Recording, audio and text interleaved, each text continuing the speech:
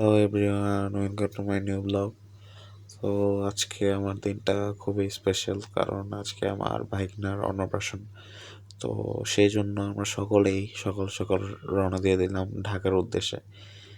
কিন্তু ঢাকা যাওয়ার পথে যেই জ্যাম লাগছিল চাষারা এবং হানি ফ্লাইওভারের উপরে, সেটা বলার বাইরে। খুবই ভোগান্তি ভোগাইছে এই জ্যামগুলো।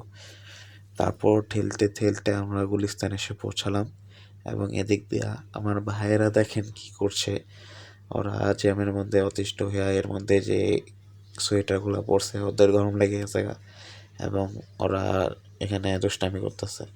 পরে দিয়ে আমরা বাস থেকে নেমে গেছি এবং সেখান থেকে রিক্সা করে এখন চলে যাবো আমার দিদির বাসায়। সেখানে গিয়ে দেখি আমার ভাইগনা যার অন্নপ্রাশন সে উঠে আসে, এবং তার সাথে একটু মজা করলাম প্রথমে।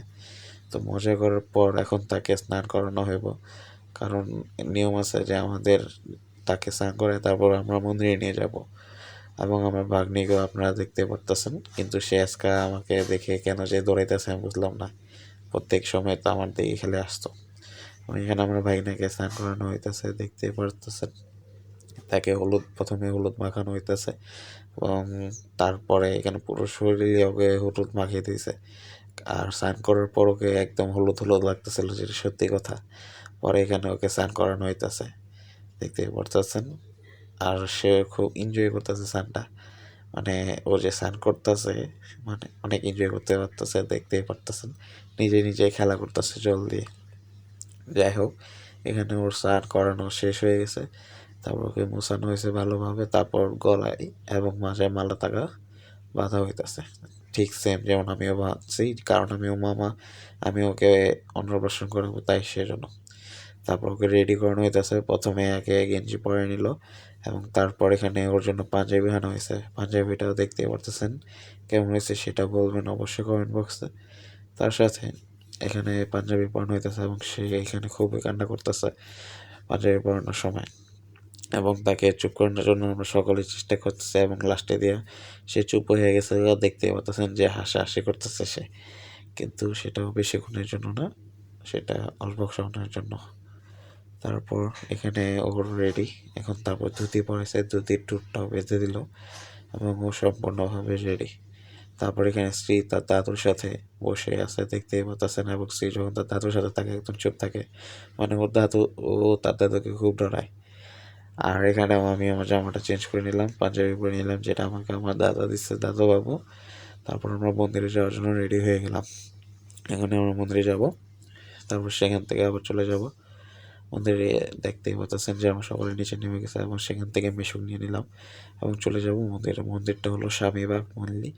এখান থেকে প্রায় অনেকখানি দূর আছে মন্দিরটা। এখন কথা বলতে বলতে আমরা মন্দিরে এসে পড়ছি, দেখতেই পারতেছেন। এখানে আমি আমার ভাগ্নিকে ধরছি, এবং আমার ভাগ্নাকে আমার দিদি ধরছে। তারপর আমরা স্বামীবাগ মন্দিরে ঢুকলাম, এবং আর দেরি না করে আমরা চলে গেলাম লোকনাথ বাবার মন্দিরে। এবং যেহেতু আমরা একটু লেট করে গেছি, তো সেই জন্য আর দেরি না করে আমরা সকল কিছু রেডি করে নিলাম। দেখতে পাচ্ছেন থাল বাটি গ্লাস, তার সাথে এখানে বই খাতাও আছে।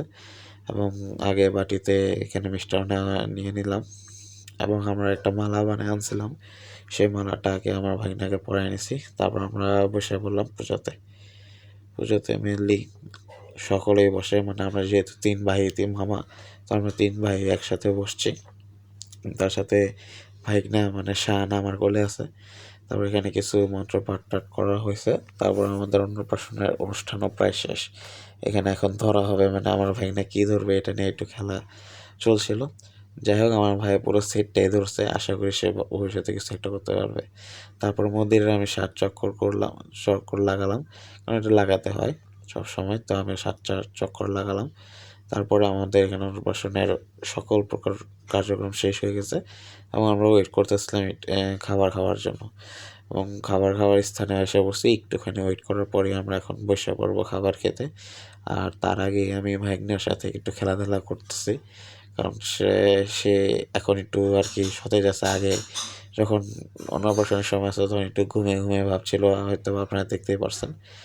এবং তারপরে আমরা খেতে বসে বললাম। আর এদিক দিয়ে আমার ভাগ্নি কিন্তু খাবে না, সে দেখতেই পারতেছেন সে খাবে না, সে বসে আছে জাস্ট। এবং খাবারটা খুবই মিনিমাল ছিল, আর আমার কাছে খুবই ভালো লাগছে, কারণ সারাদিন পর খাবার উপাস ছিলাম তো, তারপর এই খাবারটা খেয়েছি, খুবই ভালো লাগছে, রান্না খুব ভালো ছিল। এবং আমার দুই ভাই দেখেন কি লেভেলে দুষ্টামি করতেছে দুটা ভাই একে অপরের সাথে। এবং এখানে শ্রী মানে আমার ভাগ্নি, সেও খেলা করতেছে তার ছোট মামার সাথে। তারপর এখানে আমাদের সকলের খাওয়ানি শেষ, এখন আমরা চলে যাব বাসার উদ্দেশ্যে। তো এখানে তারপর যাওয়ার আগে সকলে মিলে আমরা সাথে সাথে একটু মজা করলাম। দেখতে পাচ্ছেন আমার ছোট ভাই, তার দাদু সকলে তার সাথে মজা করতেছে, এবং শানও খুব মজা করতেছে, নিতেছে আর কি। দেন আমরা এখন জুতো বেড়ে রেডি হওয়ার জন্য চলে আসলাম, এবং আমার এখানে ভাগ্নিও খেলাধুলা করতেছে। তারপর এখানে একটু ফটোশ্যুট করবো তো দেখা আমরা একটু রেডিমেডি হইলাম, বাট বেশি একটা ফটোশ্যুট করানো হয়নি। পরে দেওয়া আমার দিদিকে দিয়ে দিলাম, সে একটু দিয়ে ফটোশ্যুট করে আমার ভাইনাকে নিয়ে দিদি এবং দাদাকে ফটোশ্যুট করে দিলাম। তারপরে আমরা চলে যাবো এখন বাসার উদ্দেশ্যে। তো ব্লগটা কেমন লাগলো সবাই জানাবেন। আজকের জন্য এতটুকুই থাকবে, আবার দেখা হবে পরবর্তী ব্লগে। আশা করি সকলের ব্লগটি ভালো লাগছে। ধন্যবাদ সকলকে। আপনারা আমার ভাইনাকে আশীর্বাদ করবেন, সেই যেন সুখী হয়। তো আজকের জন্য এটুকুই, সকলকে ধন্যবাদ, বাই।